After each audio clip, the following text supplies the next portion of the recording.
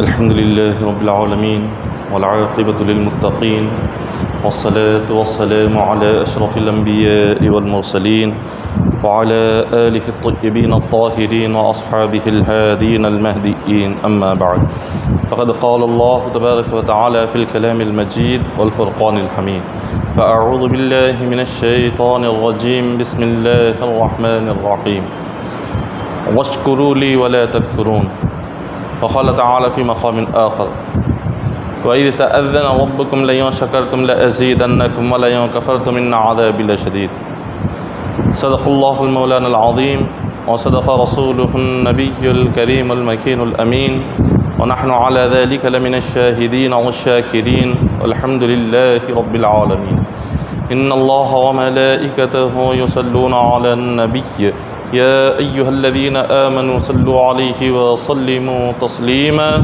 اللهم صل على سيدنا محمد وعلى آل سيدنا محمد وبارك وسلم صلوا عليه صلاة وسلام عليك يا حبيبي يا رسول الله صلى الله تعالى عليه وسلم. معزز سامعین اکرام، اللہ تبارک و تعالیٰ نے اپنے کلام پاک میں کئی مقامات پر اپنے بندوں کو حکم دیا کہ وہ اپنی زندگیوں میں اللہ کے فیصلے پر راضی رہے اور اللہ کی دی ہوئی زندگی پر صبر کرے. اللہ نے جس بندے کو جس طرح کی بھی زندگی عطا فرمائی ہے اس زندگی پر راضی رہنا اور اللہ کا شکر ادا کرنا یہ ہر بندے کے لیے ضروری ہے. اللہ تعالیٰ نے ایک مقام پر فرمایا وَاشْكُرُوا لِي وَلَا تَكْفُرُونَ، اے بندوں تم میرا شکر کرو، میری ناشکری نہ کرو. جس حال میں بھی ہو، جس طریقے سے بھی ہو، جہاں کہیں بھی ہو، رب کا فرمان ہے کہ تم شکر ادا کیا کرو. جس زندگی کو اللہ نے عطا فرمایا ہے یہ زندگی اللہ کی ایک بہت بڑی نعمت ہے اور اس پر بھی اللہ نے ہمیں ایمان عطا فرمایا. یہ اللہ کی نعمتوں میں سب سے بڑی نعمت ہے کہ مولا نے ہمیں آج مومن بنایا ہوا ہے، کہ مولا نے ہمیں کلمہ پڑھنے والا بنایا ہوا ہے. یہ اس کی بے انتہا نعمتوں میں سے ایک نعمت ہے. تو رب تبارک و تعالیٰ نے قرآن پاک میں جگہ جگہ پر شکر کا ذکر فرمایا. حضرت حارث بن عاصم اشعری رضی اللہ تعالیٰ عنہ آپ روایت کرتے ہیں حضور علیہ الصلوۃ والسلام نے ارشاد فرمایا کہ الطہور شطر الایمان، کہ پاکی آدھا ایمان ہے. پاکیزگی جب بندے میں آتی ہے وہ پاکیزگی چاہے جسم کی پاکیزگی ہو یا لباس کی پاکیزگی ہو، چاہے ذہن کی پاکیزگی ہو، دل کی پاکیزگی ہو، حضور نے فرمایا یہ آدھا ایمان ہے. بندہ پاکیزگی کا اتنا خیال رکھے. شریعت مطہرہ نے، اسلام نے پاکیزگی کو آدھا ایمان کہا اور باقی جو عبادات ہے، نیک اعمال ہے، یہ آدھا ایمان ہے. صرف پاکیزگی آدھا ایمان ہے. تو اس سے پتہ چلتا ہے کہ پاکیزگی کی شریعت میں کتنی اہمیت ہے.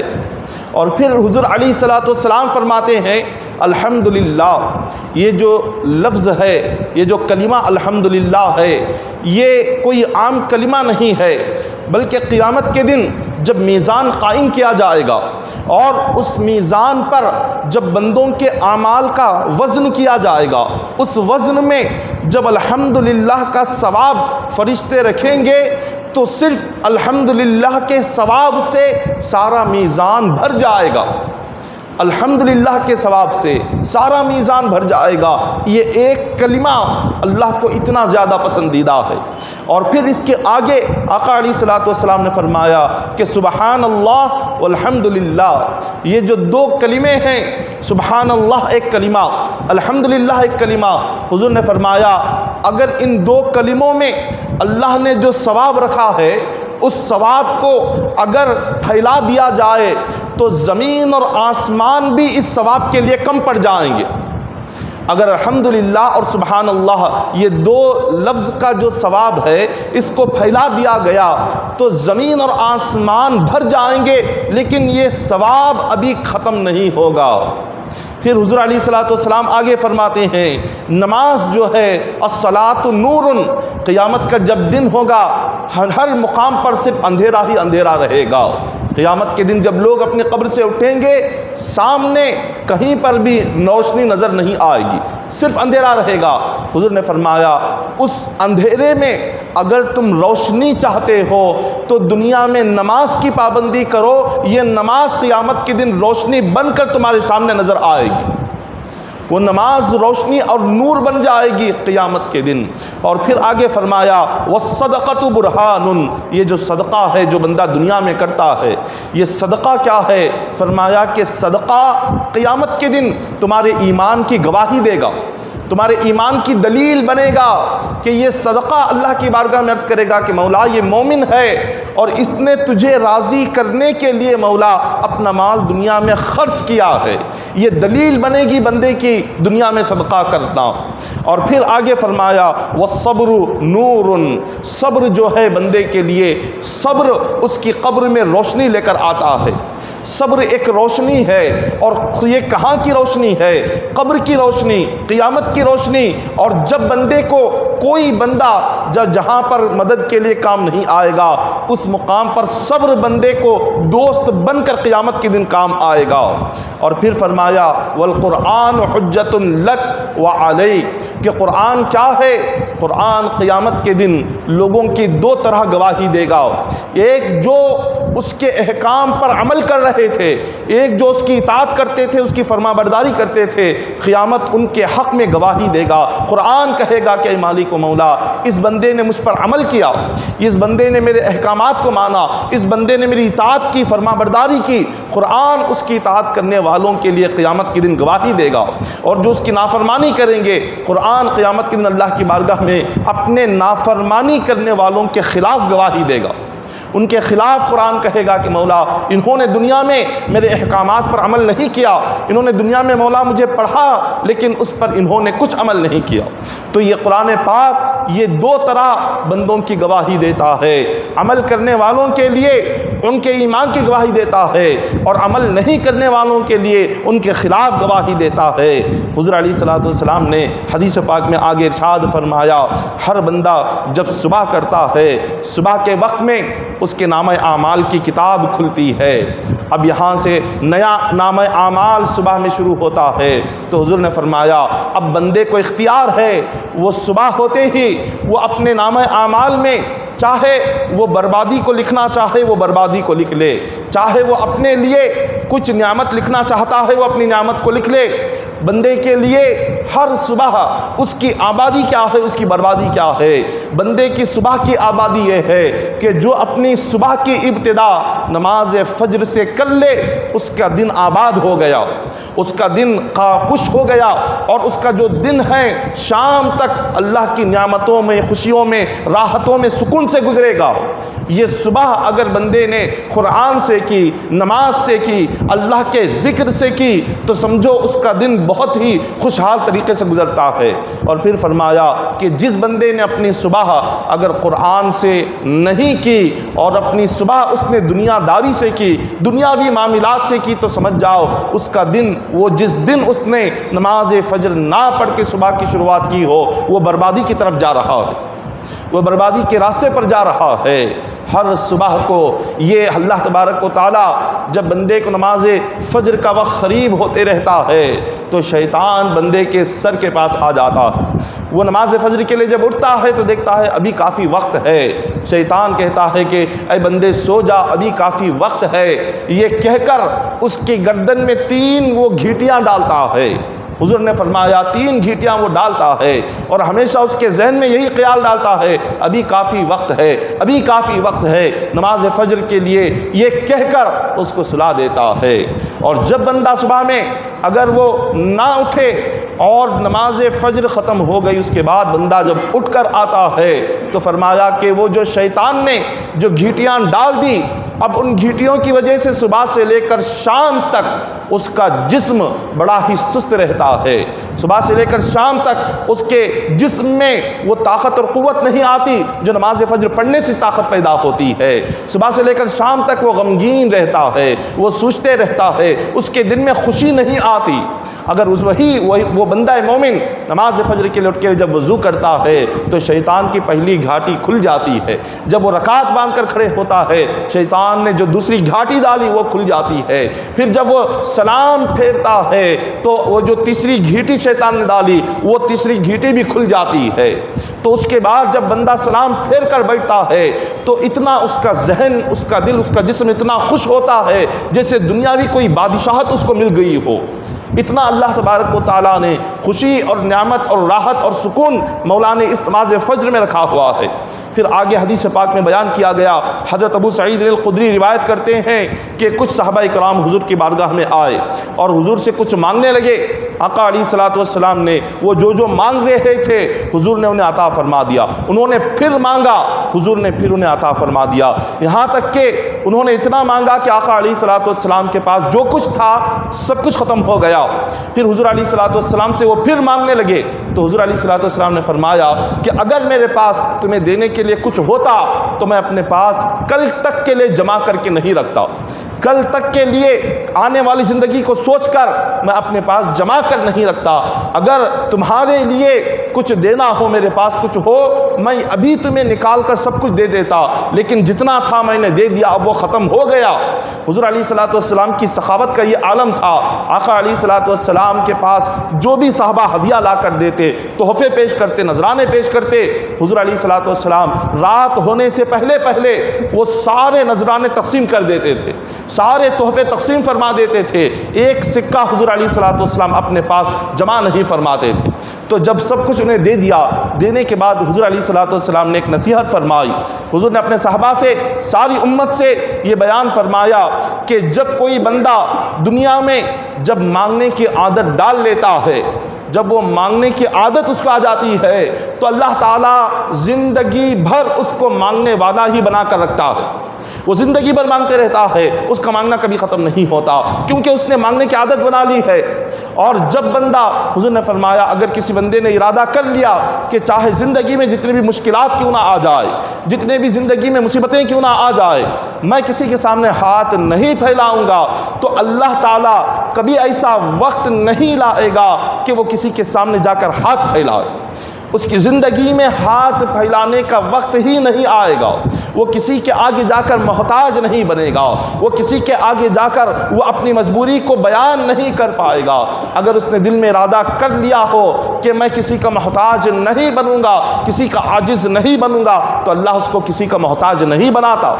بندہ اپنا ذہن جیسے بنائے گا، وہ اپنا خیال جیسے بنائے گا، وہ اپنی زندگی کو جیسے بنانا چاہے گا، اللہ اس کی زندگی اسی طریقے پر، اسی راستے پر ڈال دے گا.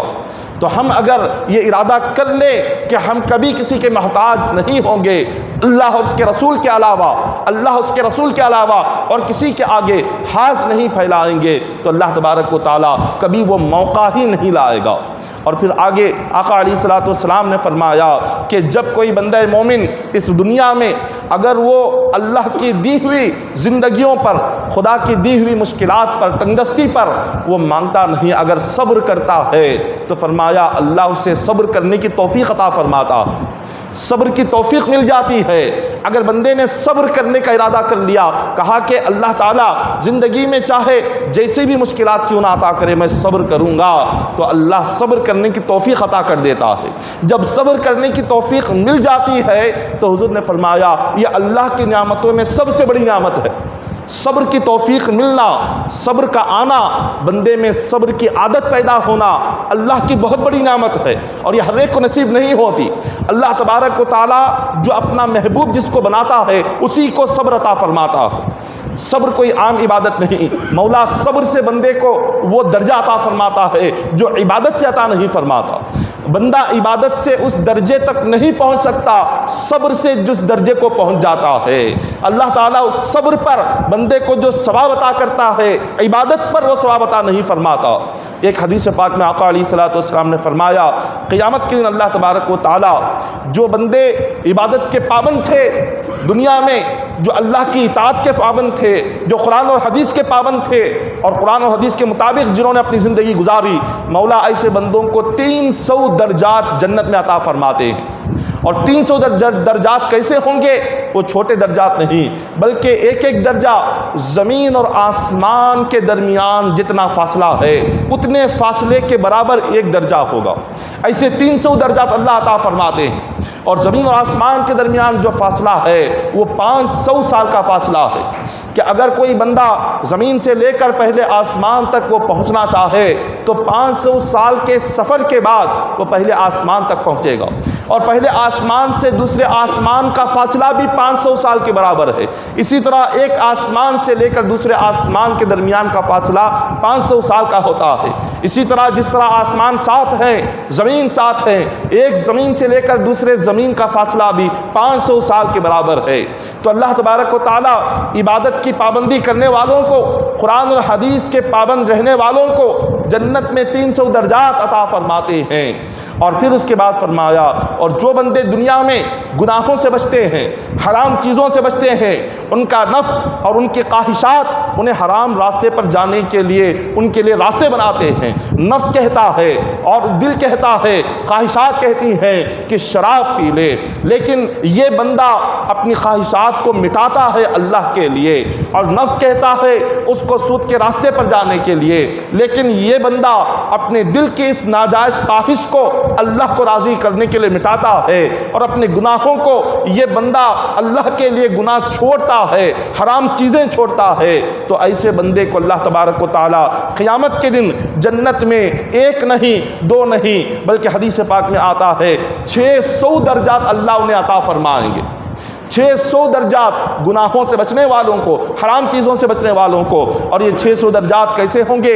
ہر درجے کا فاصلہ 7 زمین سے لے کر 7 آسمان کے برابر ہوگا، ہر ایک درجہ 7 زمین سے لے کر 7 آسمان کے برابر۔ ایسے 700 درجے 600 درجے اللہ تعالیٰ جنت میں ان بندوں کو عطا فرماتے ہیں جو گناہوں سے بچتے ہیں۔ اور اس کے بعد فرمایا کہ جو بندے دنیا میں اللہ کی دی ہوئی مصیبتوں پر صبر کرتے ہیں، اللہ کی دی ہوئی مشکلات پر صبر کرتے ہیں، اپنی زندگیوں میں تنگدستی آ گئی تو صبر کیا، اپنی زندگیوں میں جیسا بھی غم آیا تو اس نے صبر کیا، تو ایسے بندوں کو اللہ تبارک و تعالیٰ قیامت کے دن 1 2 نہیں بلکہ 700 درجے جنت میں ان کے بلند فرما دیتے ہیں۔ عبادت کی پابندی کرنے والوں کے لیے 300 درجے جنت میں، اور حرام چیزوں سے گناہوں سے بچنے والوں کے لیے 600 درجے جنت میں عطا کیے جاتے ہیں۔ مصیبتوں پر اور تکلیفوں پر صبر کرنے والوں کے لیے 700 درجے اللہ تعالیٰ جنت میں بلند فرما دیتے ہیں۔ اور یہ مصیبتوں پر صبر کرنے والوں کے لیے اتنا بلند درجہ اور اتنے بلند اللہ تبارک و تعالیٰ ان کے لیے جنت میں مقامات رکھا ہے کہ جس کو بندہ کبھی سوچ نہیں سکتا، اتنے بلند درجات ملتے ہیں۔ یہ کیوں ہیں؟ یہ صبر کی وجہ سے ہے، صبر ہے۔ آقا علیہ الصلوۃ والسلام نے ایک دن صحابہ کرام سے پوچھا کہ تم لوگ کون ہو؟ صحابہ کرام نے جواب دیا کہ ہم مومن ہیں، ایمان والے ہیں۔ حضور نے فرمایا تمہارے ایمان کی علامت کیا ہے؟ تمہارے مومن ہونے کی نشانی کیا ہے؟ صحابہ کرام نے عرض کیا کہ حضور ہمارے مومن ہونے کی نشانی 3 ہے۔ حضور نے پوچھا کیا ہے بتاؤ؟ انہوں نے کہا سب سے پہلی جو ہماری نشانی ہے وہ یہ ہے کہ اللہ تبارک و تعالی ہمیں زندگی میں مشکلات عطا کرتا ہے، ہماری زندگیوں میں مصیبتیں آتی ہیں، غم آتا ہے، لیکن ہمیشہ ہم لوگ صبر کرتے ہیں، کبھی شکوہ نہیں کرتے، کبھی اللہ کی شکایت نہیں کرتے، کبھی اللہ کو برا بھلا نہیں کہتے، یہ نہیں کہتے کہ اللہ نے ایسا کیوں کر دیا، ایسی تکلیف کیوں عطا کی، کبھی ہم ایسا نہیں کہتے۔ یہ پہلی ہماری ایمان کی علامت ہے، نشانی ہے۔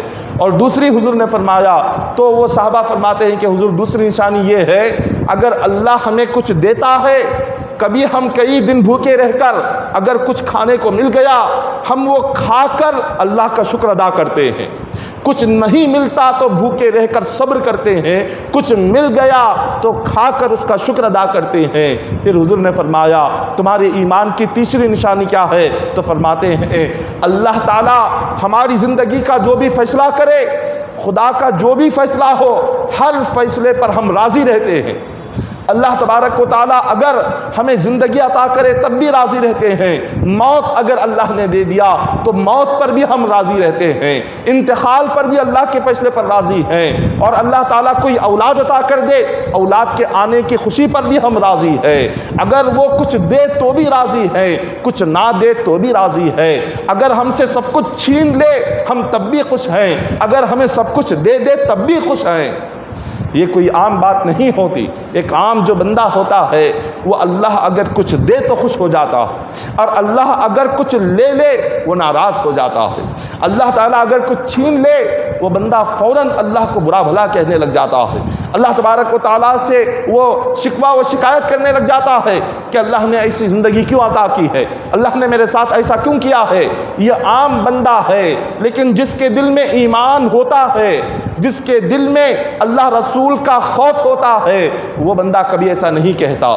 وہ یہ کہتا ہے کہ زندگی اس کی ہے، موت اس کی ہے، اس نے دنیا میں بھیجا ہے، وہ جو چاہے کرے، وہ مالک ہے، رب مالک ہے، وہ چاہے خوشی عطا کرے تب بھی وہ رب ہے، وہ غم عطا کرے تب بھی وہ رب ہے، وہ چاہے زندگیوں میں مشکلات سے بھر دے تب بھی وہ رب ہے، چاہے وہ زندگیوں کو خوشیوں سے بھر دے تب بھی وہ رب ہے۔ اللہ کے ہر فیصلے پر راضی رہنا یہی ایک مومن کے لیے اس کے ایمان کی علامت ہے۔ ایک مقام پر آقا علیہ الصلوۃ والسلام فرماتے ہیں کہ اے بندوں، تم اللہ کے معمولی سے رزق پر راضی ہو جاؤ۔ اللہ تبارک و تعالیٰ اگر تمہیں تھوڑا سا رزق عطا کیا، اللہ کے تھوڑے سے رزق پر، اللہ کی تھوڑی سی دی ہوئی نعمت پر تم خوش رہو، کیونکہ اگر تم اللہ کی تھوڑی سی نعمت پر خوش رہو گے وہ تمہاری تھوڑی سی عبادت پر خوش رہے گا۔ اگر تم اللہ سے بہت زیادہ مانگو گے تو تمہیں اتنی زیادہ عبادت بھی کرنا ہوگا۔ جتنا اللہ سے نعمت لے رہے ہو، جتنی زیادہ نعمتیں اللہ سے مانگتے ہو اتنا زیادہ اس کا شکر بھی ادا کرنا ہوگا۔ جتنا زیادہ اللہ کی نعمتیں لیتے ہو اس کا حق بھی اتنا زیادہ ادا کرنا ہوگا، اتنی زیادہ عبادت کرنی ہوگی۔ حضور نے فرمایا اگر تم اللہ کے معمولی سے رزق پر اگر تم راضی ہو گئے تو اللہ تعالیٰ بھی تمہاری چھوٹی سی عبادت پر راضی ہو جائے گا۔ اور جب اللہ تعالیٰ بندے سے راضی ہو جاتا ہے، جس بندے سے اللہ راضی ہو گیا اور جس بندے سے اللہ خوش ہو گیا، اب اس بندے کی زندگی میں مشکلات آنے شروع ہو جاتے ہیں، مصیبتیں آنے شروع ہو جاتے ہیں۔ ایک صحابی نے آ کر حضور سے فرمایا کہ یا رسول اللہ صلی اللہ علیہ وسلم، میں آپ سے بے انتہا محبت کرتا ہوں۔ حضور نے فرمایا تھوڑا سوچ سمجھ کر کہو۔ انہوں نے کہا کہ حضور ہاں، سچے دل سے کہہ رہا ہوں کہ میں آپ سے بے پناہ محبت کرتا ہوں۔ تو آقا علیہ الصلوۃ والسلام فرماتے ہیں جو اللہ اور اس کے رسول سے محبت کرتا ہے وہ اپنی زندگی میں مصیبتوں کے لیے تیار رہ جائے، وہ اپنی زندگی میں مشکلات کے لیے تیار رہ جائے۔ جو اللہ اور اس کے رسول سے دل سے سچی محبت کرتا ہے وہ بھوکا رہنے کے لیے تیار ہو جائے، وہ پیاسا رہنے کے لیے تیار ہو جائے، وہ اپنی زندگیوں میں قدم قدم پر غم اٹھانے کو تیار ہو جائے۔ اس صحابی نے کہا کہ حضور ایسے ہوتا ہے اللہ کے محبوبوں کے ساتھ؟ کیا ایسے ہوتا ہے اللہ رسول سے محبت کرنے والوں کے ساتھ؟ حضور علیہ الصلوۃ والسلام نے فرمایا یہ نہ سمجھو کہ جو تم اللہ رسول سے محبت کرو گے تو اللہ تمہیں نعمتیں ہی عطا فرمائے گا، اللہ تمہیں خوشیاں ہی عطا فرمائے گا۔ آقا نے فرمایا ایسا نہیں ہے، جو اللہ سے محبت کرتا ہے اللہ تعالیٰ اس کا امتحان لیتا ہے، اللہ اس کو آزمائش میں ڈالتا ہے، اللہ اس کو مشکلات میں ڈالتا ہے۔ خدا دیکھنا چاہتا ہے کیا یہ بندہ بھوکا رہ کر بھی مجھ سے محبت کرے گا یا مشکلات میں آ کر میری محبت کو چھوڑ دے گا، کیا یہ بندہ پیاسا رہ کر بھی میری محبت کو دل میں رکھے گا یا پیاس کی تکلیف کی وجہ سے میری محبت کو چھوڑ دے گا۔ اللہ تعالیٰ ہر ایک اپنے نیک بندے کو پہلے آزماتا ہے، مشکلات میں ڈالتا ہے۔ جب وہ بندہ کامیاب ہو گیا تو اس کے بعد وہ درجے اس کو نصیب ہوتے ہیں کہ وہ مردے کو اگر کھڑے ہو جا کہہ دے تو مردہ کھڑا ہو جاتا ہے، وہ مقام آتا ہے۔ حضور غوث پاک رضی اللہ تعالیٰ عنہ کی زندگی کو دیکھیے۔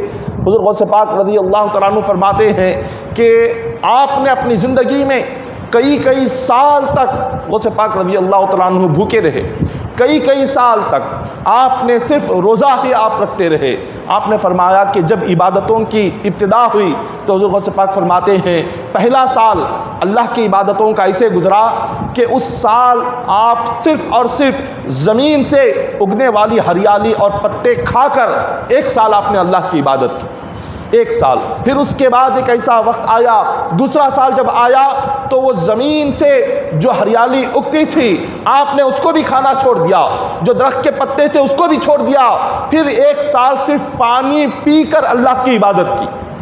اور جب تیسرا سال آیا تو غوث پاک فرماتے ہیں اب وہ تیسرا سال ایسی مشکلات اور مصیبتوں بھرا آیا کہ وہ ایک سال تک نہ آپ کو ہریالی کھانے کا موقع ملا، نہ درختوں کے پتے کھانے کا موقع ملا، نہ پانی پینے کا موقع ملا۔ وہ تیسرا سال آپ نے بغیر پتے اور بغیر پانی پیے ایک سال تک اللہ کی عبادت کی، ایک سال مسلسل بغیر ہریالی کھائے، بغیر پتے کھائے اور بغیر پانی پیے۔ اب اس کے بعد یہ تو مشکلات اللہ تعالیٰ کیسے آزماتا ہے، خدا کیسے آزماتا ہے بندے کو۔ جب بندہ اس کے راستے پر نکلتا ہے تو ایسا نہیں کہ وہاں اس کے لیے نعمتیں ہی نعمتیں ہیں، وہاں اس کے لیے اچھائیاں اچھائیاں ہیں، بھلائیاں بھلائیاں ہیں، ایسا نہیں ہوتا، بلکہ اللہ تبارک و تعالیٰ اسے مشکل راستے پر ڈال دیتا ہے۔ جب بندہ اس امتحان میں کامیاب ہو جاتا ہے اب اس کے بعد حضور غوث پاک رضی اللہ تعالیٰ عنہ کا ایک وہ مقام آیا کہ آپ نے جب ایک مرغ آپ کھا رہے تھے اور ایک خاتون آئی، اس نے اپنے بچے کو غوث پاک رضی اللہ تعالیٰ عنہ کے پاس بھیجا تھا اور کہا کہ اب میرے بچے کو اپنے پاس رکھے، اس کو تربیت دے، اس کی پرورش کرے، اس کو دین کی تعلیم دے۔ تو دیکھا کہ بیٹا سوکھی روٹی کھا رہا ہے اور غوث پاک رضی اللہ تعالیٰ عنہ بھنا ہوا مرغ کھا رہے ہیں۔ تو جا کر کہنے لگی کہ آپ بھنا ہوا مرغ کھا رہے ہیں اور میرے بیٹے کو یہ سوکھی روٹی کھلا رہے ہیں۔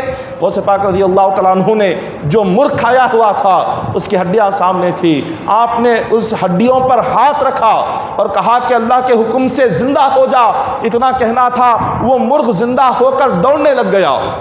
غوث پاک فرماتے ہیں جب تمہارا بیٹا اس قابل ہو جائے تو اس کے بعد وہ جو چاہے کھا سکتا ہے، اس قابل ہونا چاہیے، تو اس مقام پر آنا چاہیے۔ تو بندہ مومن جب اللہ اور اس کے رسول سے محبت کرنے لگ جائے تو حضور علیہ الصلوۃ والسلام فرماتے ہیں اس کے لیے مصیبتیں ایسی آتی ہیں جیسے پہاڑ سے پانی نیچے کی طرف آتا ہے۔ پہاڑ سے اگر کوئی پانی ڈالے تو جتنا تیزی سے پانی اوپر سے نیچے کی طرف آتا ہے، اللہ اور اس کے رسول سے دل سے محبت کرنے والوں کی زندگی میں اتنے مشکلات آتے ہیں، اتنے غم آتے ہیں، اتنی تکالیف کہ جس کو بیان نہیں کیا جا سکتا۔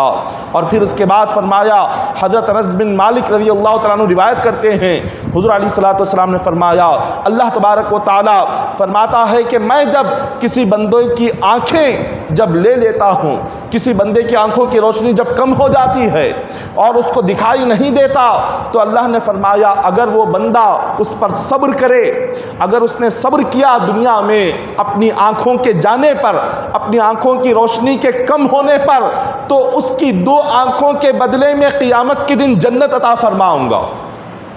اس کی آنکھیں دنیا میں گئی، روشنی کم ہوئی، اس نے اللہ سے شکایت نہیں کیا، اس نے اللہ کو برا بھلا نہیں کہا، اللہ سے ناراض نہیں ہوا کہ اللہ نے کیوں میری آنکھوں کی روشنی کم کر دی ہے۔ وہ راضی تھا، اس نے دل میں یہ سوچا کہ اللہ جو چاہے میرے ساتھ کرے، میں اس سے راضی ہوں۔ اگر ایسے اس نے صبر کیا اپنے آنکھوں کی روشنی کے جانے پر تو اللہ تعالیٰ فرماتا ہے قیامت کے دن ان آنکھوں کو میں اپنا دیدار عطا کرتا ہوں، ان آنکھوں کو اللہ کا دیدار نصیب ہوگا اور جنت کی نعمتیں نصیب ہوگی۔ یہ صرف آنکھوں کے جانے پر صبر کرنے کا یہ بدلہ ہے۔ ایک بزرگ نے 2 اولیاء آپس میں ملاقات کی۔ اولیاء کی زندگی دیکھیے کتنی عالی شان ہوتی ہے۔ ایک بزرگ نے پوچھا کہ آپ کی زندگی کیسے چل رہی ہے؟ تو انہوں نے کہا اللہ تبارک و تعالیٰ اگر کچھ ہمیں عطا کرے، خدا کچھ دے دے تو ہم کھا کر شکر ادا کرتے ہیں، اگر کچھ نہ دے، خدا اگر کچھ نہ دے، ہمیں بھوکا رکھے تو ہم اللہ کی ناشکری نہیں کرتے بلکہ ہم خاموشی سے صبر کرتے ہیں اور ہم اللہ سے راضی رہتے ہیں۔ جو دوسرے بزرگ تھے انہوں نے کہا یہ کوئی کمال کی بات نہیں ہے، یہ تو معمولی سی بات ہے کہ اگر کوئی آپ کو کچھ کھانے کو دے رہا ہے آپ کھا کر شکر ادا کر رہے ہیں، اگر نہیں ملا آپ صبر کر رہے ہیں، یہ کوئی معمولی بہت بڑا کمال کی بات نہیں، چھوٹی سی بات ہے۔ تو اس پہلے والے بزرگ نے پوچھا آپ بتائیں کمال کیا ہے؟ انہوں نے کہا کہ میری زندگی کا حال یہ ہے کہ کئی دنوں تک میں بھوکا تو رہتا ہوں، کھانے کو کچھ نہیں ملتا، کئی دنوں کے بعد جب کھانے کو کچھ ملتا ہے تو خود نہیں کھاتا، دوسرے بھوکے کو کھلا کر اللہ کا شکر ادا کرتا ہوں۔ جب خود اپنے کو ضرورت ہو، خود کو ضرورت ہو، جب اپنے لیے روٹی چاہیے، اس وقت میں بندہ اپنی بھوک کی پرواہ کیے بغیر دوسرے بھوکے کو کھلا کر جب اللہ کا شکر ادا کرے، یہ اللہ کی بارگاہ میں بہت کمال کی بات ہوتی ہے۔ یہ اللہ تعالیٰ اس کو پسند فرماتا ہے۔ جب بندے میں یہ عادت آ جاتی ہے وہ اللہ کا محبوب بن جاتا ہے، وہ اللہ کے محبت کے راستے پر چلنے لگتا ہے۔ اسی طرح ایک حدیث پاک میں آقا علیہ الصلوۃ والسلام نے بڑی پیاری بات فرمائی کہ ایک مومن، ایک مسلمان، اس کی زندگی میں اگر اس کو تھکاوٹ ہوتی ہے، ایک مومن چلتے چلتے وہ تھک گیا، اور اگر اس نے اپنی حلال روزی کے لیے محنت کرتے کرتے اگر مومن تھک جاتا ہے تو حضور فرماتے ہیں اس کا تھکنا بیکار نہیں جاتا، بلکہ اللہ اس کی تھکاوٹ پر اس کے گناہ کو معاف کر دیتا ہے۔ وہ جتنا اپنے جسم کو تھکاتا ہے اس کی تھکاوٹ پر اللہ تعالیٰ اس کے گناہوں کی مغفرت فرماتے رہتا ہے۔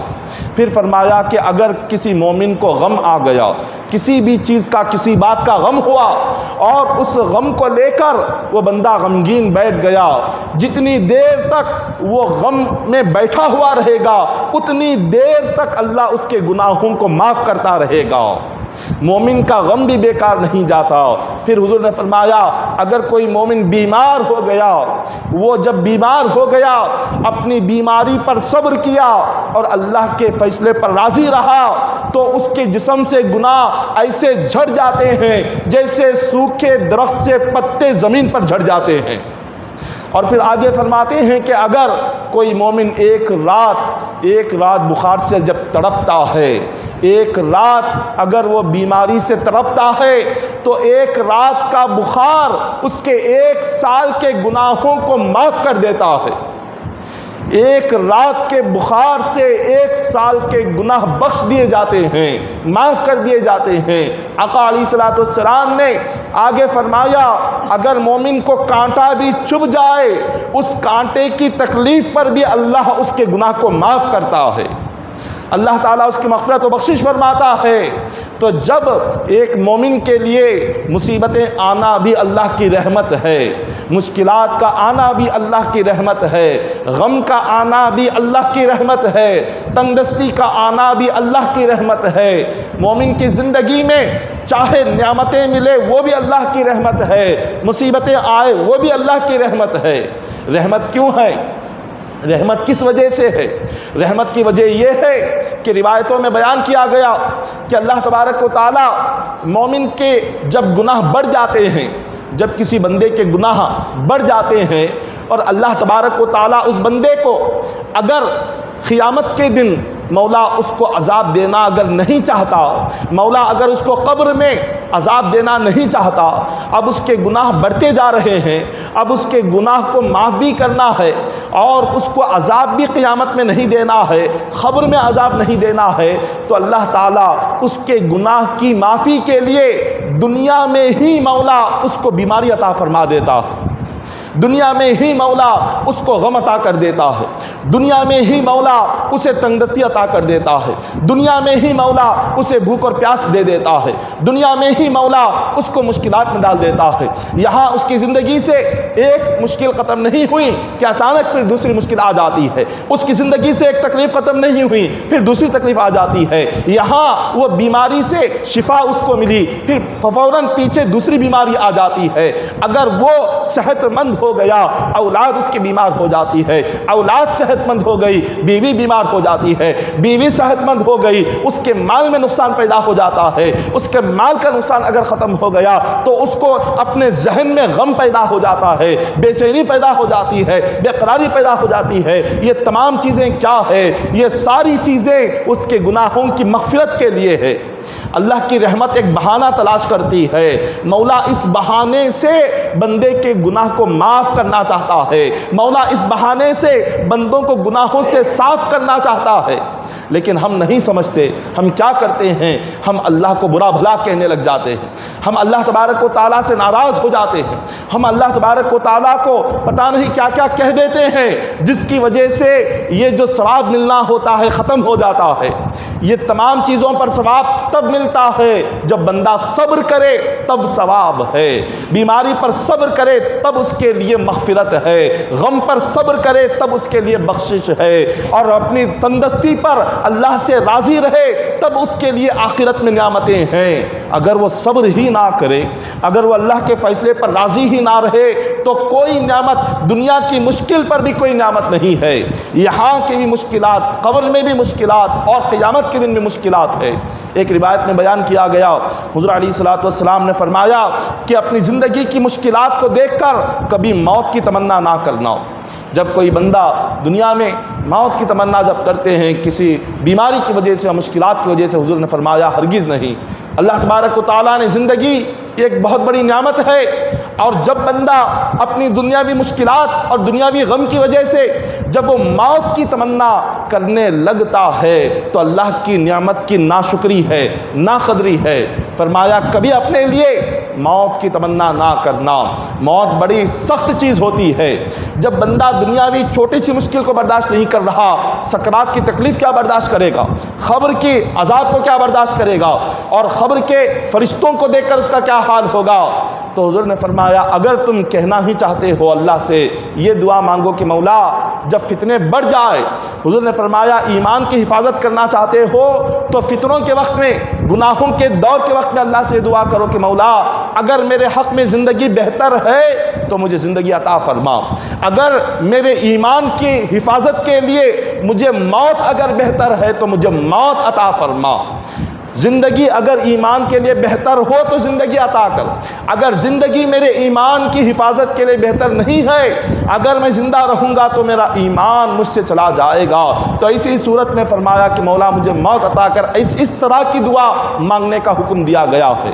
ہم ایمان کی حفاظت کے لیے موت کی دعا نہیں کرتے، بلکہ دنیاوی مشکلات سے محفوظ رہنے کے لیے موت کی دعا کرتے ہیں. ایمان کی کوئی قدر نہیں ہے، عبادات کی کوئی قدر نہیں ہے، اسلام کی کوئی قدر نہیں ہے. دنیا میں مشکلات کے لیے پریشان ہو کر ہم یہ چاہتے ہیں کہ موت آ جائے. یہ بڑا سخت ترین معاملہ ہے. موت کوئی آخری معمولی چیز نہیں ہے. حضرت علی رضی اللہ تعالیٰ عنہ فرماتے ہیں موت بندے کے لیے ایسا سخت ترین، سکرات کی جو تکلیف ہوتی ہے ایسی سخت ترین ہے کہ جیسے کسی بندہ مومن کو اگر تلواروں سے 300 مرتبہ کاٹا جائے تو جو تکلیف ہوتی ہے سکرات کے وقت میں وہی تکلیف ہوتی ہے. یہ بڑا سخت ترین مرحلہ ہے گناہگار کے لیے. گناہگار کے لیے موت اتنی سخت ہوتی ہے کہ اگر اس کا ایک بال جو سکرات کے وقت اس پر تکلیف ہو رہی ہے، اس ایک بال کی تکلیف کو اگر پہاڑ پر رکھ دیا جائے تو پہاڑ ریزہ ریزہ بن جائے گا اور پانی کی طرح پگھل جائے گا. اتنا سخت ترین مرحلہ ہوتا ہے موت کا مرحلہ. اپنے اعمال اور اپنے عبادات، اپنے گناہ، بندہ دونوں کو یاد کرے. اپنے گناہوں کو بھی یاد کرے کہ یہ زندگی کب بندے کی ختم ہو جائے پتہ نہیں ہے، اور کب اس کی زندگی میں موت آ جائے پتہ نہیں ہے. ایک لمحہ کافی ہے زندگی کو موت میں بدلنے کے لیے.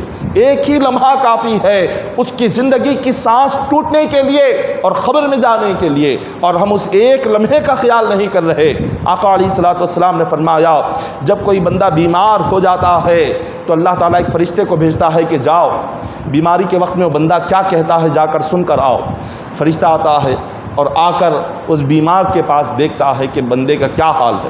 وہ بیمار جب اپنی بیماری میں اللہ سے اگر وہ شکایت کرنے لگ جائے، اللہ سے شکوہ کرنے لگ جائے، اللہ سے ناراض ہونے لگ جائے اور اللہ کو برا بھلا کہنے لگ جائے، تو وہ جا کر فرشتہ اللہ سے کہتا ہے کہ مولا بندہ یہ باتیں تیرے بارے میں کہہ رہا ہے کہ تو نے کیوں اس کو بیمار کر دیا. وہ بندہ کہہ رہا ہے کہ تو نے کیوں اس کے جسم کو اتنا کمزور بنا دیا. وہ تیری ناشکری کر رہا ہے، وہ تیری شکایت کر رہا ہے. تو اللہ تبارک و تعالیٰ اتنا ناراض ہوتے ہیں، فرشتوں سے فرماتے ہیں کہ فرشتوں اس بندے کے لیے نہ کوئی اجر ہے نہ کوئی ثواب ہے، وہ چاہے جس حال میں بھی مرے مجھے اس کی پرواہ نہیں ہے. اللہ تبارک و تعالیٰ اس کی کوئی پرواہ نہیں کرتا۔ اور جب کوئی نیک بندہ، اللہ والا بندہ، اللہ کا ڈر رکھنے والا، اللہ سے محبت رکھنے والا، جب اس کی زندگی میں کوئی بیماری آ جاتی ہے، وہ اس بیماری میں بھی اللہ کا شکر ادا کرتا ہے، بیماری میں بھی الحمدللہ کہتا ہے۔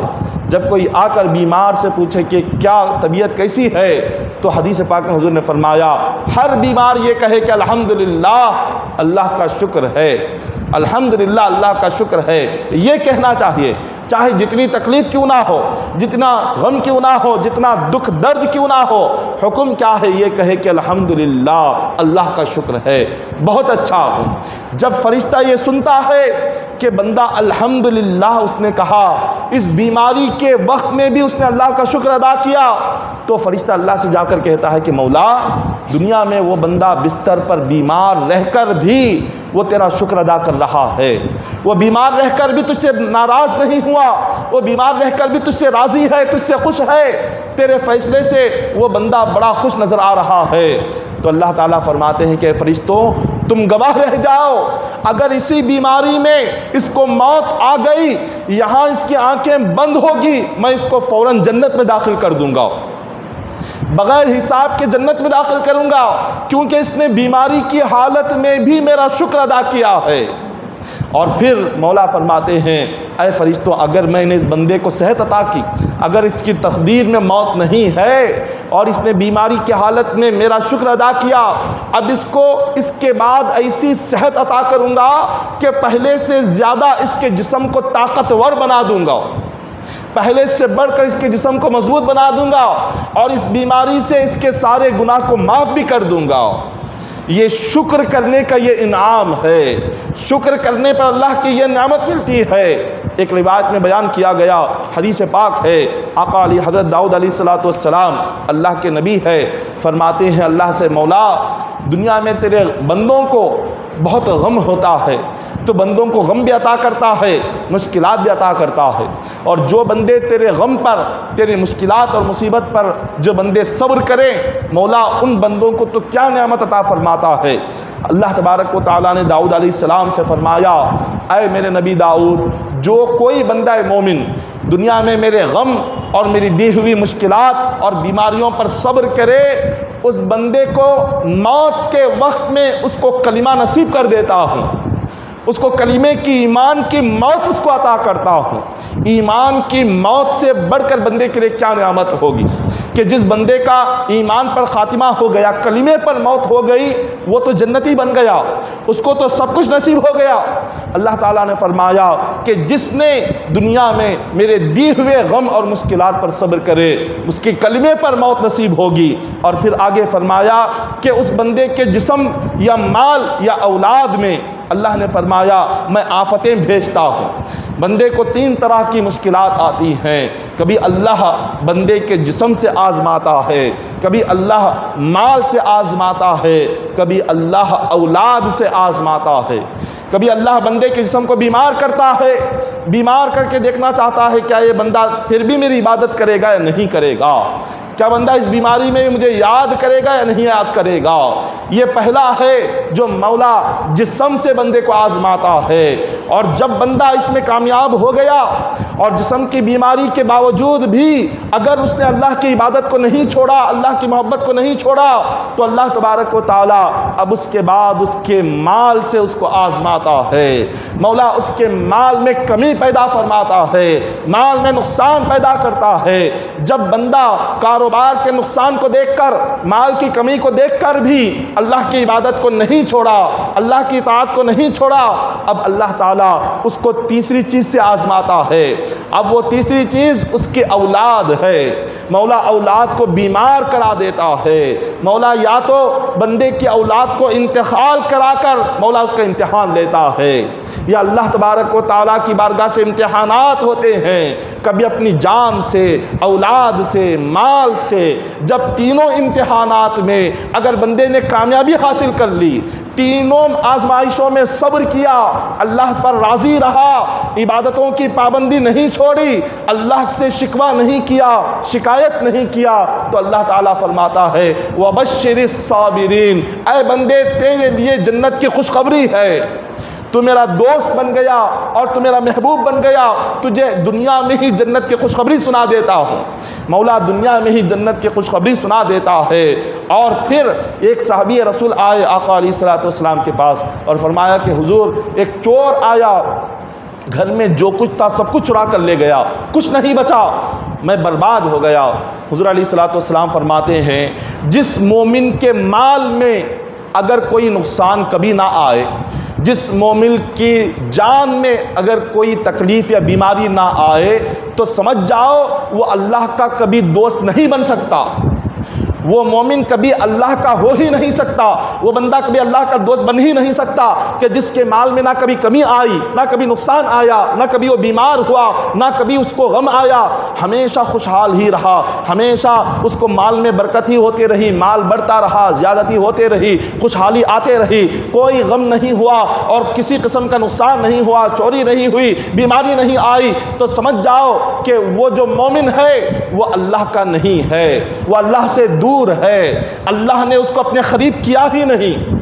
اگر اللہ اس کو اپنے قریب کرتا تو اس کو مولا کوئی نہ کوئی مشکل عطا کرتا، اگر اللہ اس کو اپنا محبوب بناتا تو اس کو کوئی نہ کوئی مولا نقصان عطا کرتا، اگر اللہ اس کو اپنا دوست بناتا تو کسی نہ کسی مشکل میں اللہ اس کو ڈالتا۔ تو جب کوئی مشکل نہ ہو تو آج ہم یہ دعا کرتے ہیں کہ اللہ ان سب چیزوں سے محفوظ رکھے، یہ تمام چیزوں سے محفوظ رہنے کی دعا مانگتے ہیں۔ لیکن جو اللہ والا ہوتا ہے، جو اللہ کا محبوب ہوتا ہے، جو اللہ کا دوست ہوتا ہے، وہ تو مشکلات کی دعا مانگ کر اپنے لیے مشکل اللہ سے مانگتا ہے۔ حضرت رابعہ بصریہ رضی اللہ تعالیٰ عنہ کی سیرت میں بیان کیا گیا، حضرت رابعہ بصریہ اپنے دل سے اللہ سے دعا مانگتی تھی کہ مولا آج مجھ پر اپنی مشکلات کو نازل فرما۔ آپ اللہ سے دعا کرتی تھی کہ مولا مجھ پر بیماریاں بھیج، میرے جسم کو بیمار بنا، مجھے بخار عطا کر، اور یہ دعا کرتی تھی مولا اپنا سارا غم مجھے عطا فرما، اپنی ساری تکلیفیں مجھے عطا فرما۔ یہ دعا کر کر کے حضرت رابعہ بصریہ اپنے لیے بیماری مانگتی تھی، اپنے لیے غم مانگتی تھی، اپنے لیے مشکلات کو مانگتی تھی۔ لوگوں نے پوچھا کہ اے رابعہ یہ آپ اللہ کی بارگاہ میں اس طرح کی دعا کیوں کر رہی ہیں؟ حضرت رابعہ فرماتی ہیں کہ لوگوں نے تمہیں کیا معلوم، اللہ کے غم میں، اللہ کی دی ہوئی بیماری میں، اللہ کی دی ہوئی مشکلات میں جو مجھے لطف اور جو لذت ملتی ہے، وہ لذت، وہ لطف، وہ مزہ دنیا کی کسی نعمت میں نہیں ہے، وہ لطف کسی نعمت میں نہیں ہے، وہ مزہ کسی نعمت میں نہیں جو اللہ کی دی ہوئی تکلیفوں میں ہے۔ حضرت جنید بغدادی رضی اللہ تعالیٰ عنہ جب آپ جس دن بیمار ہوتے تھے، حضرت جنید بغدادی اس دن اللہ کا شکر ادا کر کے 1000 رکعت نفل نماز ادا کرتے تھے۔ جس دن بیمار ہوتے 1000 رکعت نفل نماز اللہ کا شکر ادا کر کے، یہ کہہ کر کہ مولا تیرے اتنے سارے بندے ہیں، تمام بندوں میں جب تو نے مجھے ہی بیماری عطا کی تو اس کا مطلب ہے کہ تو نے مجھے یاد کیا، اگر میں یاد نہیں ہوتا تو یہ بیماری کہاں سے آتی، اگر میں یاد نہیں ہوتا تو یہ غم کہاں سے آتا، تو جب تو نے مجھے یاد کیا اس نعمت کے شکریے میں 1000 رکعت نفل نماز پڑھتا ہوں۔ آپ 1000 رکعت نفل نماز پڑھتے تھے جس دن بیمار ہوتے تھے۔ اللہ والے دعا کر کر کے اپنے لیے بیماری مانگتے تھے، اپنے لیے مشکلات کو مانگتے تھے، مصیبتوں کو مانگتے تھے، کیونکہ انہیں پتا تھا یہ جو مشکلات ہے اس میں اللہ تعالیٰ نے ہماری مغفرت رکھی ہے، ہماری بخشش رکھی ہے، اور ہم چونکہ دنیا دار ہے، ہم چونکہ دنیا پر مرنے والے ہیں، ہم چونکہ دنیا کی محبت میں ڈوبے ہوئے ہیں، ہمیں خبر ہی نہیں ہے کہ اللہ کی محبت کیا ہے، ہمیں خبر ہی نہیں ہے کہ اللہ کی دوستی کیا ہے، ہمیں خبر ہی نہیں ہے کہ اللہ کا محبوب بننا کیسے ہے، ہمیں پتہ ہی نہیں ہے کہ خبر میں ساتھ آنے والی محبت کیا ہے، موت کے وقت میں ساتھ آنے والی چیز کیا ہے۔ ہم نے تو دنیا کے لیے ہم دیوانے ہو چکے ہیں، ہم نے دنیا کو ہی اپنی آخرت مان لیا، ہم نے دنیا کو ہی جنت مان لیا، ہم نے دنیا کو ہی سب کچھ مان لیا، ہم نے دنیا کو ہی اپنا محبوب بنا لیا، اور ہم نے اپنی دنیا کو ہی اپنا خدا بنا لیا۔ اسی لیے خدا کی محبت کی طرف ہم کبھی آتے ہی نہیں، اور چاہتے بھی نہیں کہ اللہ کے محبوب بنے، ہم چاہتے ہی نہیں کہ اللہ کی دوستی ہمیں ملے، اللہ کی محبت ہمیں ملے۔ ارے اللہ کی محبت تو بہت دور کی بات ہے، یہاں 5 وقت نماز پڑھنا ہم نہیں چاہتے تو اللہ کی محبت کو کیا چاہیں گے؟ اللہ کی بارگاہ میں 5 وقت آ کر 5 منٹ جھکنا ہمارے دل کو پسند نہیں ہے تو پھر اللہ کے محبوب کیا بنیں گے؟ اس کی محبت کیا چاہیں گے؟ تھوڑا سا اگر بیمار ہو گئے تو فوراً صدقہ شروع ہو جاتا ہے، خیرات شروع ہو جاتی ہے، اور پھر نفل نمازیں شروع ہو جاتی ہے، دعائیں شروع ہو جاتی ہے، ساری چیزوں کی پابندی ہے۔ کیوں اور کیوں؟ صرف اس لیے کہ دنیاوی یہ جو زندگی ہے اچھی ہو جائے۔ چند سال کی زندگی، ایک لمحہ کافی ہے موت کے لیے۔ اس معمولی سی، حقیر سی، کمتر سی اس زندگی کے لیے، اس جسم کے لیے کیا کیا نہیں کرتے۔ اس جسم کو سنوارنے کے لیے، اور اس جسم کو صحت مند رکھنے کے لیے، اور اس گندے جسم کو طاقتور اور مضبوط بنانے کے لیے لاکھوں روپیہ ہم جسم پر خرچ کر دیتے ہیں تاکہ صحت مند رہے، بیمار نہ ہو، اور جسم سلامت رہے، جسم میں طاقت رہے، قوت رہے اس جسم کے لیے۔ لیکن موت کے بعد 3 دنوں میں سڑنے والا یہی جسم ہے، موت کے بعد گلنے والا یہی پیٹ ہے، جس پیٹ میں حلال نہ دیکھا، حرام نہیں دیکھا، نہ حلال نہ حرام، سب کچھ پیٹ میں بھرتے گئے، سب سے پہلے خبر میں پھٹنے والا یہی پیٹ ہے، یہی جسم ہے جس کو مخملی بستر پر ہم نے لٹایا تھا، جس سر کو مخملی گدے پر ہم نے رکھا تھا، اور مخملی چادر لپیٹ کر جس جسم کو ہم سلاتے تھے، جس جسم کی حفاظت کرتے تھے، خبر میں جا کر گلنے والا یہی جسم ہے، یہی پیٹ ہے، یہی چہرہ ہے جس کو زندگی بھر سنوارا، گھنٹوں آئینوں میں جس کو دیکھا، یہی جا کر خبر میں گلنے، سڑنے، بدبودار ہونے والا ہے، یہ بدبودار بننے والا ہے۔ ہمیں اس جسم کی فکر ہے، لیکن ہمیں اپنی روح کی فکر نہیں ہے، قیامت اور قبر کی فکر نہیں ہے، اللہ کو راضی کرنے کی فکر نہیں ہے۔ آقا علیہ الصلوۃ والسلام نے اپنی ساری زندگی سے اپنی صحابہ کو، ساری امت کو یہی تعلیم دی۔ آقا علیہ الصلوۃ والسلام نے ایک مقام پر فرمایا، اللہ تبارک و تعالیٰ نے انسان کا ذکر کرتے ہوئے کیا، ان الانسان خلق ہلوعا، انسان کیا ہے؟ رب نے کہا انسان ایک بے صبرا جانور ہے، ایک بے صبرا جانور جس کا نام ہلوعا ہے۔ قرآن پاک میں اللہ نے اس کا ذکر فرمایا۔ یہ ہلوعا کون سا جانور ہے؟ علماء نے لکھا کہ کوہ قاف ایک پہاڑی ہے، اس کوہ قاف کے پیچھے ایک جانور ہے جو روزانہ 7 جنگلوں کی ہری گھاس کو بھی کھاتا ہے، سوکھی گھاس کو بھی کھا لیتا ہے، اور 7 دریاؤں کا پانی بھی پی لیتا ہے، اور سردی اور گرمی کے دنوں میں بے چین اور بے قرار رہتا ہے۔ یہ ایسا جانور ہے جو ایک دن میں 7 دریاؤں کا پانی بھی پیتا ہے، ایک ہی دن میں 7 ہری گھاس جنگلوں کی کھا لیتا ہے، 7 سوکھی گھاس جنگلوں کی کھا لیتا ہے۔ لیکن اتنا سب کچھ کھانے کے بعد جب رات ہوتی ہے، وہ جانور سوتا ہے، صبح کل کیا کھاؤں گا، صبح کل کیا کروں گا، صبح ہوتے ہی مجھے کیا کھانا ملے گا۔ وہ اللہ نے فرمایا انسان کی مثال بھی بالکل اسی جانور کی طرح ہے۔ وہ آج کے لیے سب کچھ جماتا ہے، کھاتا ہے، پیتا ہے، کئی سالوں کا جما لیتا ہے، لیکن صبح اٹھنے سے پہلے ہم سوچتے ہیں کہ صبح ناشتے میں کیا پکانا ہے، کیا کھانا ہے، کیا نہیں ہے جو صبح جا کر بازار سے ترکاری لے کر آنا ہے۔ ارے ابھی تو کھایا ہے، ابھی تو کھایا ہے، ابھی سویا بھی نہیں ہے، اور جو کھایا ہے اس کا ہاضمہ بھی نہیں ہوا ہے، اور پھر سوچ رہا ہے صبح کے لیے کیا پکانا ہے، صبح کے لیے کیا لانا ہے، پھر کل کے لیے کیا کمانا ہے، کل کے لیے کیا جمانا ہے۔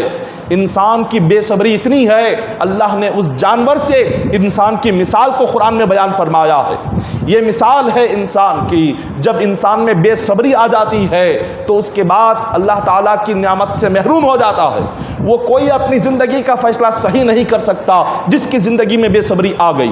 ایک روایت میں بیان کیا گیا، حضور علیہ الصلوۃ والسلام فرماتے ہیں کہ جب کوئی بندہ مومن اپنی زندگی میں، ایک صحابی رسول حضرت طلحہ رضی اللہ تعالیٰ عنہ ایک صحابی ہیں، انہوں نے ایسی مثال بیان کی، آپ کی بیوی نے، حضور کے وہ صحابی رسول تھے کہ آپ گھر پر آئے، کسی کام سے باہر چلے گئے تھے، اچانک آپ کا بیٹا بیمار تھا جس سے بڑی محبت فرماتے تھے، وہ بیماری میں بچے کا انتقال ہو گیا۔ بیوی نے دیکھا کہ شوہر نہیں ہے، اور شوہر بے پناہ محبت کرتے تھے بیٹے سے، اور بیٹا بیماری میں انتقال کر گیا، کہیں تو کیسے کہیں، کیسے بیان کرے شوہر کے آگے؟ تو آپ انتظار کر رہی تھی، شوہر بازار سے تشریف لائے، آنے کے بعد آپ نے ان کے لیے دسترخوان لگایا اور ان کے لیے لا کر تمام چیزیں رکھ دی، انہوں نے کھا لیا، رات کا وقت ہو گیا، وہ سو گئے، اور جیسی نماز فجر کا وقت قریب ہو رہا تھا تو صحابی کی آنکھ کھلی، تو آپ نے اپنی بیوی سے پوچھا کہ بیٹا نظر نہیں آ رہا ہے، تو انہوں نے جواب دیا کہ بتاؤں گی بیٹا کہاں پر ہے، بیٹا انتقال کر چکا ہے، اور گھر میں ایک دوسرے کمرے میں بیٹے کی میت ہے اور ماں نے اس بیٹے پر ایک سفید چادر کو ڈال دیا۔ اب وہ یہ سوچ رہی ہے کہ شوہر کو بتائیں تو کیسے بتائیں؟ ایسے انداز سے بتانا ہے کہ جس سے اللہ بھی راضی ہو اور شوہر بھی راضی ہو، شوہر کو بھی تکلیف نہ ہو بیٹے کے انتقال پر، اور اللہ بھی ہم سے راضی ہو جائے۔ تو بیوی کہتی ہے کہ میرے شوہر ابو طلحہ، میں آپ کو بتاؤں گی کہ بچہ کہاں پر ہے، لیکن پہلے یہ بات سن لیں کہ میرا ایک پڑوسی ہے، میں نے اپنے پڑوسی کو ایک چیز اس نے مانگی تھی گھر کی استعمال کی، میں نے اس کو دے دیا۔ اب ایک دو دن کے بعد میں جا کر اپنی چیز جب اس سے مانگ رہی ہوں تو میرا پڑوسی مجھ سے جھگڑ رہا ہے، حالانکہ اس چیز کی مالک میں ہوں، میں اس چیز کی مالک ہوں، میں نے چند دنوں کے لیے دیا، امانت کے طور پر میں نے دیا تھا، اب 2 دن کے بعد جا کر مانگ رہی ہوں تو مجھ سے لڑ رہی ہے۔ حضرت ابو طلحہ نے کہا کتنے نادان لوگ ہیں، مالک کی چیز کو مالک کے حوالے نہیں کرتے، اور جو چیز چند دنوں کے لیے امانت کے لیے دی گئی تھی اس چیز پر یہ واپس کرنے کے لیے لڑ رہے ہیں، کیوں لڑ رہے ہیں؟ جیسے ابو طلحہ نے یہ کہا تو آپ کی بیوی نے کہا کہ اے میرے شوہر، اللہ نے ہمیں ایک اولاد امانت کے طور پر دی تھی، امانت کے لیے اللہ نے ہمیں اولاد دی تھی، لیکن بیماری میں اس لڑکے کا انتقال صبح میں ہو گیا، مولا نے امانت اپنے پاس لے لی ہے، اب آپ اس امانت کے لینے پر اللہ سے ناراض نہ ہونا، بس کہ آپ اللہ کے جیسے اب اللہ کی محبت دل میں ہے اسی محبت کو دل میں باقی رکھو اور اللہ سے ناراض نہ ہو۔ شوہر نے جیسے یہ سنا انہوں نے نہ چیخا نہ چلایا نہ اللہ سے ناراض ہوئے، کچھ نہیں کہا۔ بیٹے کا انتقال ہے اور بیٹا گھر میں میت ہے، وہ صحابی رسول سیدھے اٹھے، نماز فجر کے لیے مسجد نبوی میں گئے، آقا علیہ الصلوۃ والسلام کی بارگاہ میں حاضر ہوئے، عرض کیا کہ حضور کل رات میری بیوی نے اس طرح سے مجھے بیان کیا، بیٹے کے انتقال کی خبر دی۔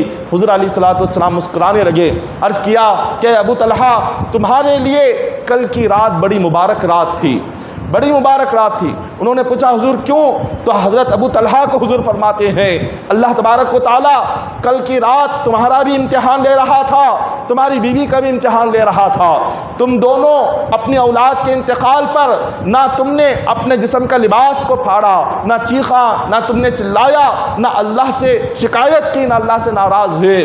اللہ تم دونوں سے اتنا خوش ہوا کہ میں کل رات تمہاری بیوی کو جنت میں دیکھ رہا تھا، جنت میں دیکھ رہے تھے۔ کیوں؟ صبر کرنے پر، اولاد کے انتقال پر صبر کرنے پر یہ حال تھا۔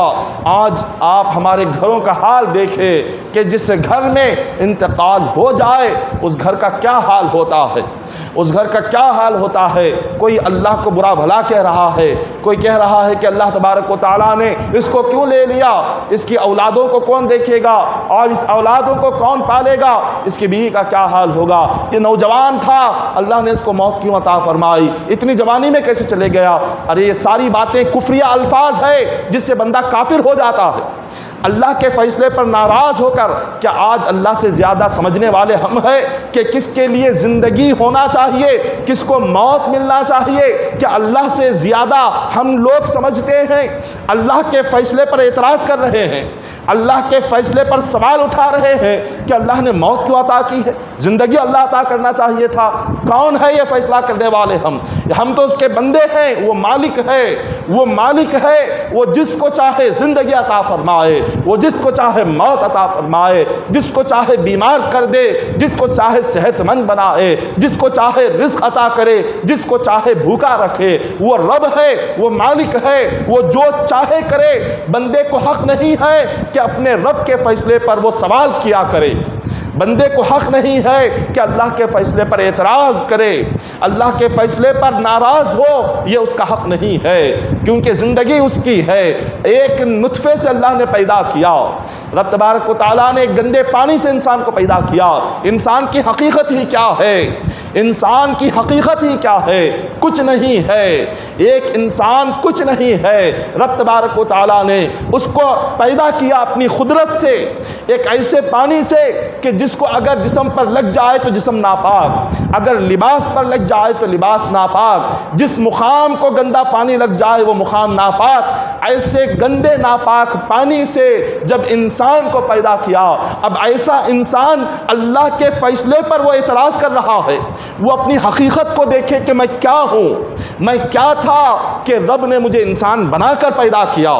وہ رب تھا اگر چاہتا تو جانور بنا کر پیدا کر سکتا تھا، وہ رب تھا وہ چاہتا تو گونگا بنا کر پیدا کر سکتا تھا، بہرا بنا کر پیدا کر سکتا تھا، اپاہج بنا کر پیدا کر سکتا تھا۔ وہ رب ہے چاہتا تو کسی کافر کے گھر میں کافر بنا کر پیدا کر سکتا تھا، مگر اس کا شکر ہے کہ اس نے انسان بنا کر پیدا کیا، اور انسان کے ساتھ ساتھ جسم کے تمام اعضاء صحیح و سلامت رکھے، نہ اندھا بنایا، نہ بہرا بنایا، نہ گونگا بنایا، نہ اپاہج بنایا، ہر قسم سے جسم کے اعضاء کو صحیح و سلامت رکھ کر پیدا کیا، اور صحیح و سلامت رکھ کر پیدا کرنے کے ساتھ ساتھ مولا نے ہمیں ایمان عطا کر کے ایک مومن گھرانے میں پیدا فرمایا، اور ایک مومن گھرانے میں پیدا کرنے کے ساتھ ساتھ مولا نے ہمیں اس کے سامنے جھکنے والا بنایا، عبادت کرنے والا بنایا، نماز پڑھنے والا بنایا۔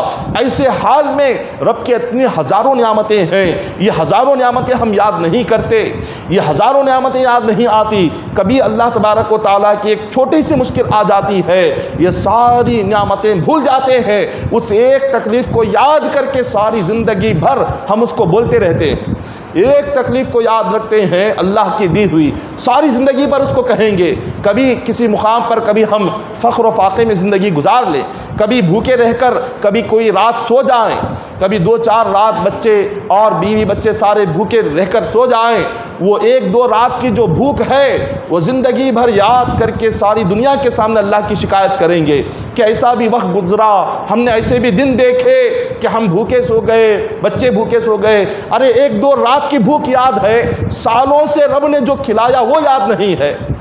1-2 دن کبھی بغیر چھت کے باہر رہ جائے، وہ اللہ کی شکایت ساری دنیا سے کریں گے، کبھی ہم بے گھر ہو گئے تھے، گھر چھت چھوڑ کر ہم کبھی وہاں پر ہم سو گئے۔ ارے جس رب نے ساری زندگی پر سر پر چھت دیا، رزق دیا، اس کا کھلانا، اس کے ہزاروں نعمتیں یاد نہیں رہتی، کبھی ایک دن اس کی تکلیف آ جائے تو وہ ایک دن کی تکلیف یاد کر کے اللہ کی شکایت زندگی بھر ہزاروں لوگوں کے سامنے ہم کرتے پھرتے ہیں۔ یہ کیا طریقہ ہے؟ یہ غلط طریقہ ہے۔ آپ صحابہ کا طریقہ دیکھیں، ابو بکر صدیق رضی اللہ تعالیٰ عنہ، آپ کو 5 سال تک دانت کا درد تھا۔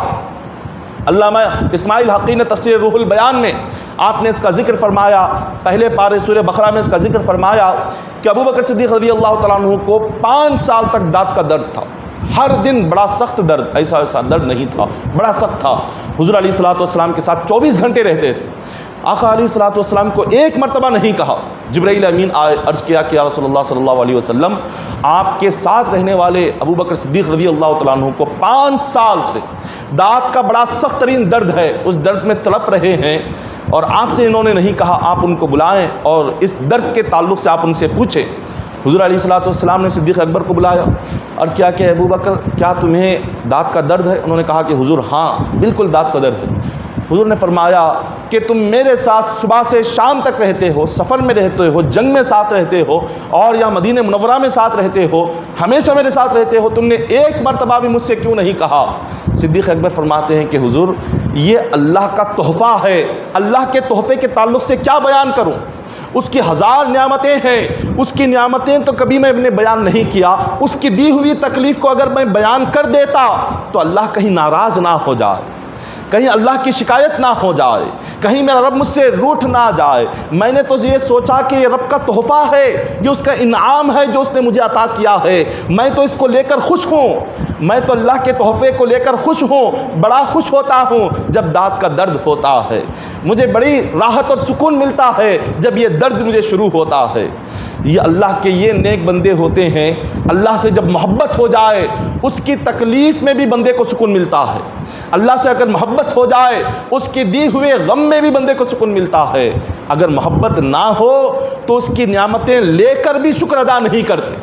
اگر اللہ کی محبت نہ ہو تو حرص بڑھتی جاتی ہے، ایک چیز اللہ نے نعمت عطا کی، ہم سوچتے ہیں اتنا ہی، اور چاہیے اور چاہیے اور چاہیے۔ یہ جو حرص ہے یہ حرص ناشکری پیدا کرتی ہے، حرص بندے میں ناشکری لاتی ہے، اور جب بندہ تھوڑی سی نعمت کو لے کر خوش ہو جاتا ہے وہ شکر پیدا کرتا ہے۔ رب کی تھوڑی سی نعمت پر شکر ادا کرنے کی عادت ڈالیے، آپ اس حرص اور لالچ میں نہ جائے۔ حضور نے بڑی پیاری بات ارشاد فرمائی، آقا علیہ الصلوۃ والسلام نے فرمایا دینی لحاظ سے، دینی اعتبار سے اپنے سے اونچے لوگوں کو دیکھو۔ دین میں، عبادت میں اگر کوئی 5 وقت نماز پڑھ رہا ہو، یہ نہ سوچے کہ وہ تو 2 وقت پڑھ رہا ہے، میں 5 وقت پڑھ رہا ہوں، ایسا نہ دیکھے، بلکہ ایسے بندے کو دیکھے جو تہجد بھی پڑھتا ہو، اشراق بھی پڑھتا ہو، چاش بھی پڑھتا ہو، اوابین پڑھتا ہو، اپنے سے اونچے درجے والے کو دیکھے۔ اگر کوئی 2 وقت نماز پڑھ رہا ہو تو یہ نہ دیکھے کہ میرا ساتھی، میرا بھائی تو جمعہ کے جمعہ پڑھ رہا ہے، میں تو 2 وقت پڑھ رہا ہوں، یہ تو بہت بڑی بات ہے۔ حضور نے فرمایا ایسا نہیں، 2 وقت پڑھنے والا 4 وقت پڑھنے والے کو دیکھے، 4 وقت پڑھنے والا 5 وقت پڑھنے والے نماز کو دیکھے، اور 5 وقت نماز پڑھنے والا تہجد پڑھنے والے کو دیکھے، تہجد پڑھنے والا اشراق، چاشت، اوابین پڑھنے والے کو دیکھے، اور چاشت اور اوابین اشراق پڑھنے والا نفل روزے رکھنے والے کو دیکھے، نفل روزے رکھنے والا نفل صدقہ خیرات کرنے والے کو دیکھے، عبادتوں میں اپنے سے اونچے درجے والے کو دیکھے، اپنے سے نیچے درجے والے کو نہ دیکھے۔ اور پھر دنیاوی چیزوں میں فرمایا دنیا داری میں ہمیشہ اپنے سے کم درجے والے کو دیکھے، اپنے سے اونچے درجے والے کو نہ دیکھے۔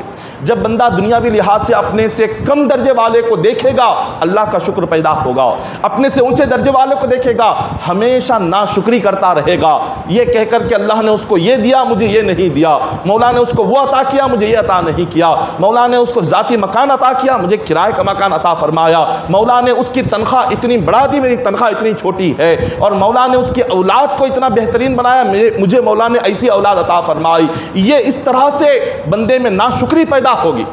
اللہ کے فیصلے پر راضی رہیں، اللہ کی دی ہوئی زندگی پر راضی رہے، اللہ نے جس طریقے سے بھی ہمیں جو بھی عطا کیا، اللہ کے دیے ہوئے اس زندگی، اس فیصلے پر جو راضی رہا، اس کے لیے دنیا آخرت دونوں مقامات پر اللہ کی نعمتیں ہیں۔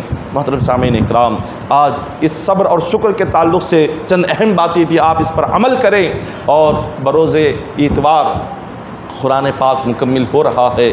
بروز اتوار جو عشاء کی نماز میں ہم 19ویں مرتبہ قرآن پاک مکمل کر رہے ہیں، تقریباً 1.5 سال کے عرصے میں 19 مرتبہ قرآن پاک کو ختم کیا گیا۔ الحمدللہ اللہ تعالیٰ کا بے انتہا کرم ہے کہ ایک مہینہ یا اس سے بھی کم عرصے میں 25-26 دنوں میں یہ فرض نمازوں میں پڑھتے ہوئے قرآن پاک مکمل ہوا ہے۔